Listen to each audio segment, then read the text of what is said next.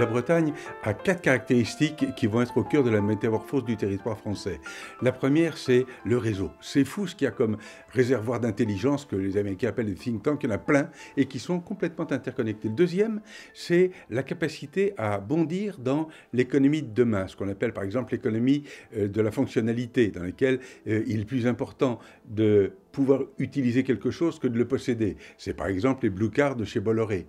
Le troisième, c'est la grande capacité à œuvrer ensemble. Vraiment, la Bretagne, c'est un territoire. Et je connais beaucoup d'autres territoires français dans lesquels c'est plutôt des villes, des villages. C'est pas un territoire qui prend en masse parce qu'il a une identité de culture, des géographies, d'histoire. Et puis, quatrièmement, et c'est ça peut-être qui nous a le plus impressionné, c'est une caractéristique de local. Il y a des entreprises qui sont locales, très implantées localement, mais qui sont capables de partir à l'assaut du monde. La France est bloquée actuellement. Et on sent qu'en Bretagne, il y a des choses qui émergent, qui se développent. Ce sont les entreprises, ce sont de nouveaux emplois, notamment avec le temps partagé. Ce sont des mises en réseau qui créent de nouvelles dynamiques. Et les gens se parlent en proximité, parce qu'ils ont une culture commune, des choses à partager.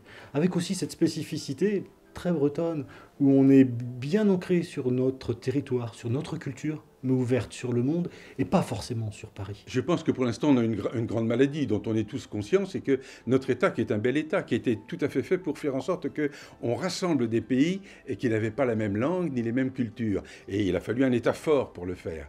Mais maintenant, il est en train de faire du mal à chacune des régions parce qu'il est en train d'être en coupole et d'arraser, d'égaliser, au lieu de vitaliser et d'être en corolle pour, au contraire, faire vivre les grandes diversités de chacune des régions françaises. Et là, avec la façon que nous avons de fabriquer des énarques qui se ressemblent tous, c'est très très difficile de retrouver cette grande diversité et cette lucidité devant la diversité de nos régions. Aujourd'hui, le monde politique, le monde des énarques, ne sont pas formatés pour comprendre ce qui se passe dans nos entreprises.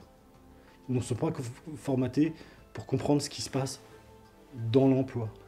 C'est pour ça, et on le dit souvent, qu'ils essayent de mettre des mesures depuis des années, qui sont sûrement adaptables sur la planète A. Sauf qu'on a changé de planète. On est sur la planète B aujourd'hui. Il faut voir les choses différemment.